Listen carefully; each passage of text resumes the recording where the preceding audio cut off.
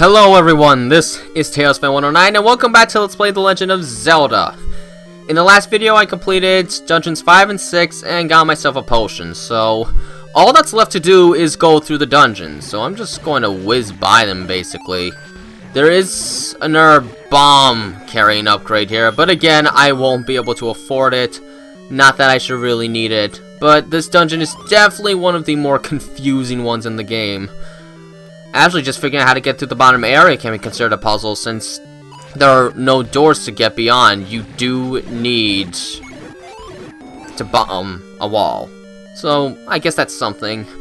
This is almost one of the more puzzle-inclined dungeons of the game, because it even has a unique puzzle that doesn't appear in any other dungeon in this quest. And it's why we need the food.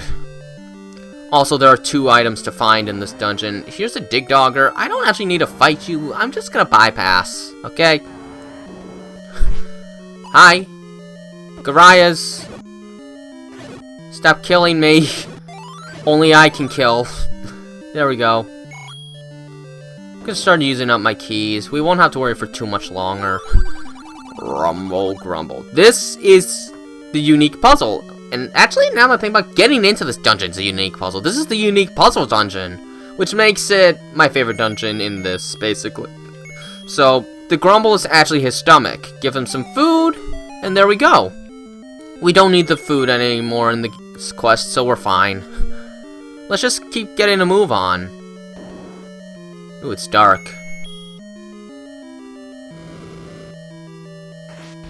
Okay. And there we go. There are still 2 items to find in this dungeon. I don't actually exactly remember where they are. Wait. No, I think I'm wrong. I think there's only 1 item to find here. Let me look here. Oh yeah, I'm sorry. There's only 1 item to get in this dungeon. My mistake. My mistake. I was confusing for level 8, I guess.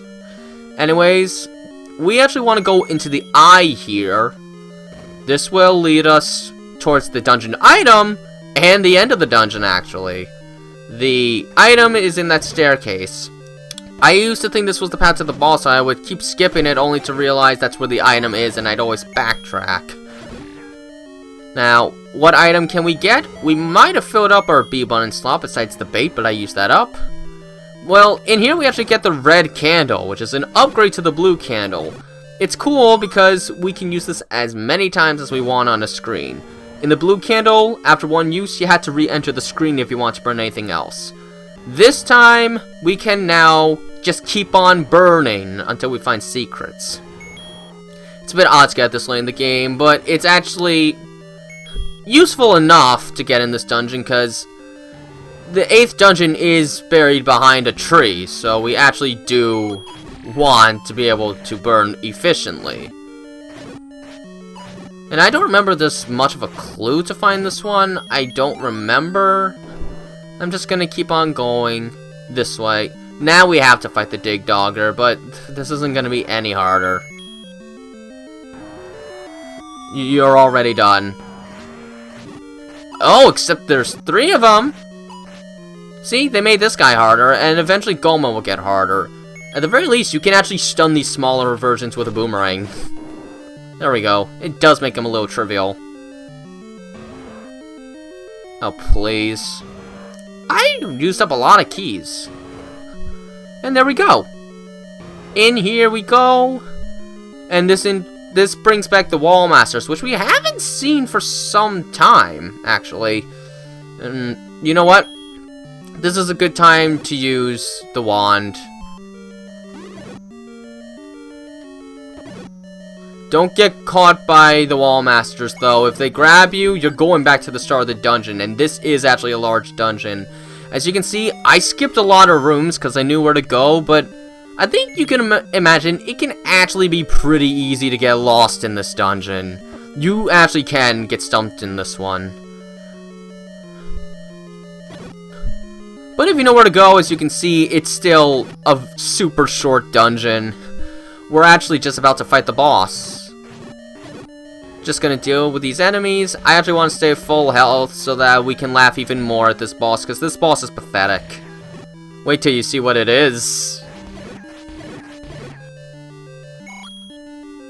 Just gonna bomb this and fight the boss. I have returned to make your demise. I don't know why they did this. Why is Aquaman just the boss? By this point, you have a lot more hearts, most likely the magical sword, and a magical shield to block his fireballs, because his fireballs are as weak as the regular enemies. The Gliac Manhandla and the Goma, you can't block their shots. You can't block Aquamentus's. It's so funny. I don't know if it's as funny as one-shotting the Goma in level 6, but it is still funny. I'm gonna try using my recorder to see if it'll shortcut me towards level 8. And after that, it's just the final dungeon. We're almost at the end of the game already. This is actually the ideal dungeon to end up at, so thank you, Whistle! Alright, let's go. Now, Dungeon 8 is actually down here. You just have to burn this tree, and there's Dungeon 8. At the very least, it's a pretty conspicuous tree, so it's not that cryptic to find. Here we are, level 8. There are 2 items to find in here, so let's get them. Also, this dungeon can actually be kind of hard. It's got a lot of mini-bosses, and a lot of dangerous blue Darknut rooms. I don't remember if there's blue whiz ropes, though, but I do remember this dungeon actually is pretty tricky. The first of the 2 dungeon items we'll find is down those stairs. This is the less useful of the 2 items. It's still kind of cool, though. And it can have its uses. Just let me kill these enemies first. Oh, sword beams make this game so much easier. As soon as you lose even half a heart, the game gets so much harder because you lose the sword beams. Anyways, in here is the magic book. It's in Japan, I think this is actually the Bible. It does have a cross on it. They just called it the Magic Book in the US because religion was not tolerated in games in the West, I guess. So yeah, it generates fire whenever the blast hits anything. The fire is actually weaker than the actual wand, so in a sense, this can be seen as weaker, but it can still lock enemies, and if you keep spamming the wand, it can still do you some good. So from here, we're gonna go straight up. Find our Manhandla, because I actually don't have many keys, and I might need another one to get towards the next item. Oh, that is not a key. Either way, let's just keep going up. Don't go in that room. It's a waste. But yeah, these blue Darknut rooms are actually some pretty difficult rooms. Finding blue Darknuts can be stressful enough, but when you have to dodge fireball statues at the same time, that's stressful, especially if you want to keep your sword beams. Alright. Please tell me I'll get a key in this room. I am actually running low because I've not been paying much attention to keys anymore. It's probably the most careless I've been with keys in this game. But the next item we get will make it all worthwhile. Wait, when did I pick up another key? We don't want to actually kill these guys yet, because we will have to go in the room at the right at some point. Just not right now. Oh, I thought this was a Goma. And, oh, a map! Alright.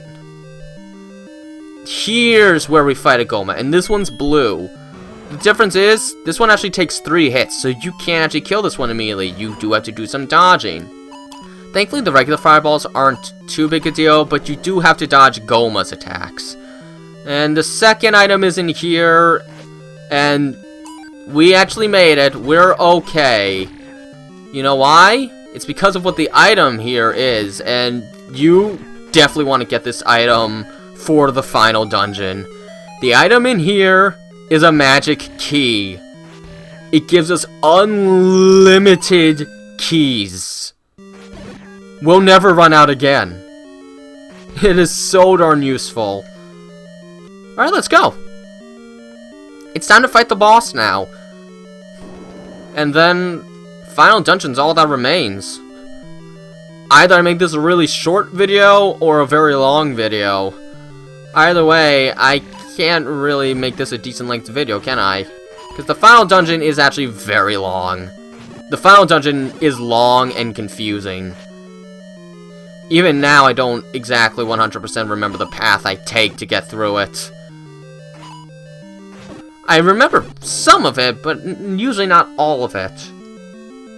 Anyways, let's head over to the boss. We can just ignore these guys, because they're not likes. There are a couple of items to find in the final dungeon as well, one of which is useful, the other is absolutely mandatory. More on that when we get there. Anyways, the boss is actually just straight to the north. Bomb this wall, and we're in. The boss is a four-headed Gleeok, which you'd think would be the hardest one of all, but you are so overpowered by this point that, no, it's actually the easiest one. See? And that's all the heart containers. Look at that. I didn't think I'd actually get through this quickly. This is without a doubt the fastest I have ever gone through this quest. But I literally got nothing else to do. I have to go to the final dungeon. There's nothing else for me to do. This is bizarre. I didn't think I'd actually be this far already. I've only been playing for an hour and 11 minutes roughly, give or take. And I'm at the point where I'm just going to the final dungeon. There's nothing left. I'm shocked. Is it normal to get through the game this fast? This usually takes me about 2 hours or so to get through. How did I get so familiar with this game? I mean, yeah, the randomizers help with finding various secrets, but most of them in the first quest aren't necessary, and the dungeons, the rooms are randomized, so it doesn't actually mean anything. How did I get this good? This is scary, because this game used to be brutally difficult for me, and now, look! I'm breezing through it pretty much. I almost died once, but aside from that, I've just been running through like this is not a hard game, and it is a hard game. Anyway, Spectacle Rock is an entrance to death is a clue we would have been able to find in level 8, I think. Or was it 7? I don't remember. Either way, this is what the final dungeon is. If you don't have all the pieces of the Triforce yet, there's a guy in here that will prevent you from going any further. And now begins our descent into Death Mountain, Spectacle Rock. This dungeon is legitimately hard, legitimately labyrinthine, legitimately confusing. Thankfully, I have some resemblance of where I'm supposed to go. Here's the landmalas. Yes. The wand is actually very useful against these guys, especially with a magic book, because you can just keep spamming hits on them. There are a lot of stairways, a lot of pathways to take, no clear indication of where you're supposed to go. First time playing this game, you'll be stuck here for a very long time. Oh, and also, this is why it's very useful to have the magical key, because it allows you to go through the dungeon any order you wish. Otherwise, you're at the mercy of how many keys you have, and trust me, that is not a situation you want to be stuck in. Definitely not. This dungeon is hard enough as it is. And look, the blue wizards are back. I'm not happy. I'm gonna go here quickly because I think we can actually find the compass down this way. I'm using up a lot of bombs. That's another thing. You will use a lot of bombs in this dungeon. There is something good in here. I don't remember. No, I think this is the map. And you know what? You do want the map. You do want the map. The map is very useful for this dungeon especially. Whoa. Wait till you see how big it is. Oh no, this is the compass. So now we know Zelda is over there. The compass probably won't mean too much without a map, though, so that we can at least see the shape of... The worst thing about bombed walls is you can't hide them. The second you touch it, you automatically go in, which stinks when you're just trying to navigate a room. You just move down a little bit to avoid enemy attack, and then that happens.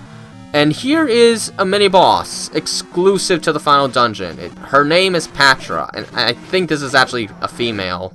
I don't know where I heard that from, but I'm pretty sure Patra's a female. Alright, more bombs. Alright, now what I'm going to do is, I'm going to start making my way to the first dungeon item. This one is actually hidden. It's another Patra.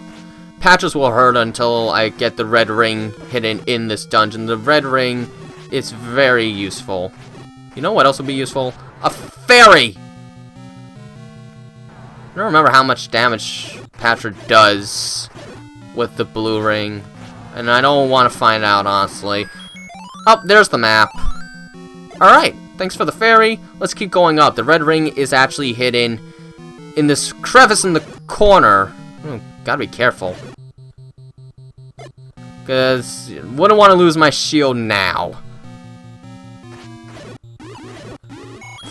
I prefer it was guarded by a Patra. Honestly, I'll take a Patra over blue Wizropes. I just legitimately hate these guys. Anyways, let's go and get the red ring. This will help immensely. Now, our damage is doubled from the blue ring, which is quadrupled from the green ring. Meaning, even the blue Wizropes won't be too threatening anymore. The blue Wizropes will only be able to do a half-heart of damage now. I still hate them, but at least they're not nearly as life-threatening as they once were. Now, for the longest time, I didn't actually know where the red ring was, so I had to keep going through this area with the blue ring, which is much harder. I do have potions, but again, last time I played, I didn't have to use a potion. I'm gonna see how I do this time. Alright, now we gotta start finding the silver arrow. Go to the next room. We could consider this a puzzle room. You have to know that that means you can actually leave this room from another direction. So let's bomb this, and there we go. Oh. And I think in here we gotta find more Wizropes. But again, I got the red ring, so it's not nearly as bad anymore. See, they're not nearly as deadly. And I like that. Alright. I think the silver arrows is on the far left side of the map. Let's kill Zols. Zols are easy. I don't even know why they're here. Of course you'd have the white sword by this point. Okay. It's a Patra. But this one behaves differently. This one's kind of cool because the babies actually kind of move in a semi-3D motion, which is honestly pretty impressive looking. And it's nothing more than just programming their movement. They're not really moving in 3D perspective, but it's a very nice illusion. Good on Nintendo there. Oh, no, no, no, no, no, no, no, no, no, no, no, no.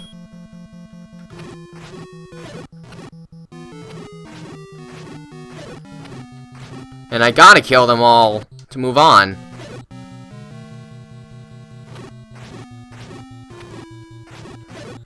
There we go. Let me through. Oh, isn't there a certain set of stairs I gotta actually take to reach? I don't 100% recall, honestly. I hope I'm doing the right thing.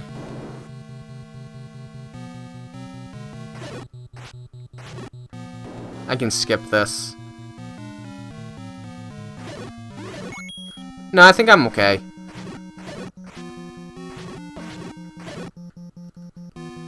Yeah, this should lead me to where I gotta go, actually.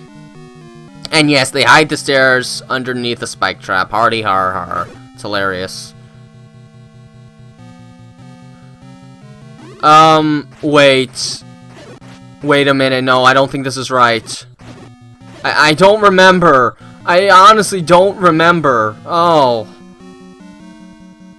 This is actually making me a little worried.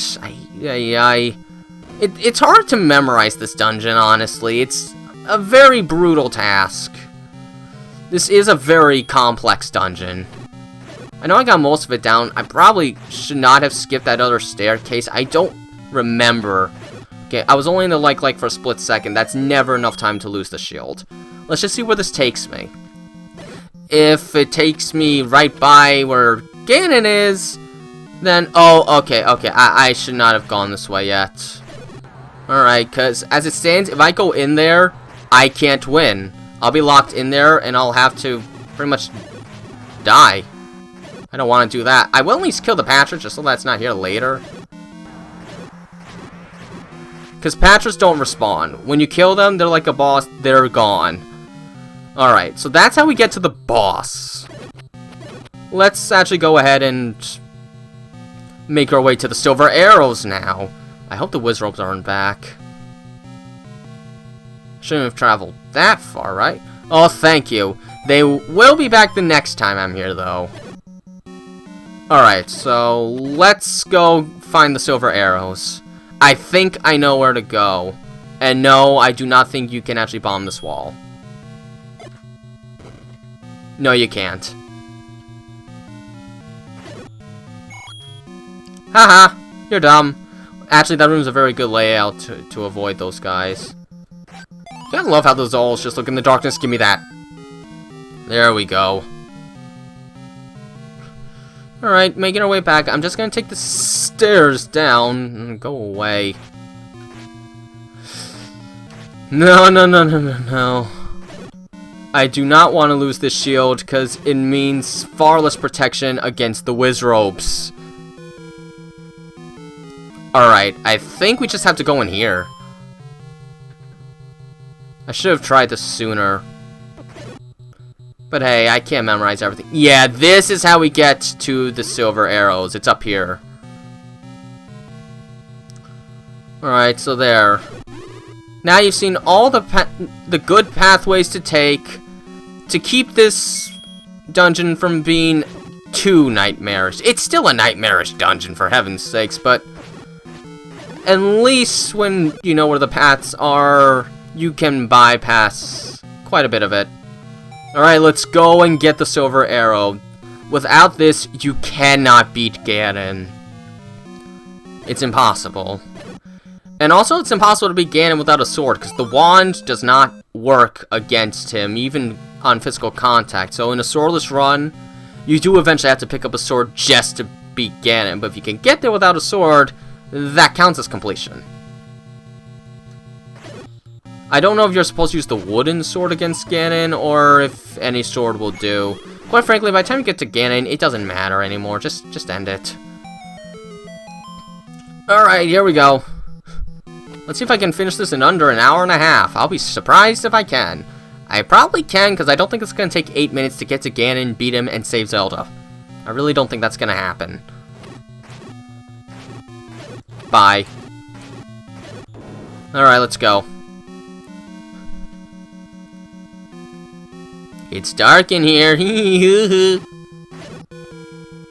I get some hearts, actually?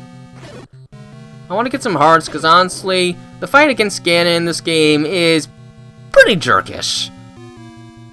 A lot of luck goes into play to actually beating Ganon in this particular game. It's not a very good final boss fight.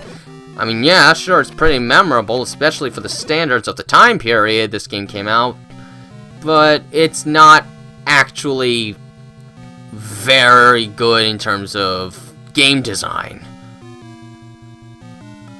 We gotta critique things here. At least they tried to make the final boss unique, and I commend them for that. I commend them for making a bunch of different bosses that feel the same, despite the fact that all they really do is shoot at you. Alright, here we go. Let me get out the silver arrow right now. It's time to fight Ganon, and this is the first time anyone has ever gotten to see him. His identity was a secret before this point. Now, Ganon's invisible. You just blindly slash around and hope you hit him. This is not a good final boss. This is bad. It's I'm not chancing it. I'm sorry. I'm not chancing it. I don't want to. I thought I'd get through without using a potion, but if I die, it means gain all the way back here with limited health. I'm not taking that chance. I'm too afraid. And I'm glad I did not take that chance, because look, I actually got hit. But Ganon's dead, and this is blood in an NES game. How did they not censor that in the West? Who cares? It's cool. This is officially the goriest game in the series. Hi, Zelda. Nice dress. Thanks, Link. You're the hero of Hyrule!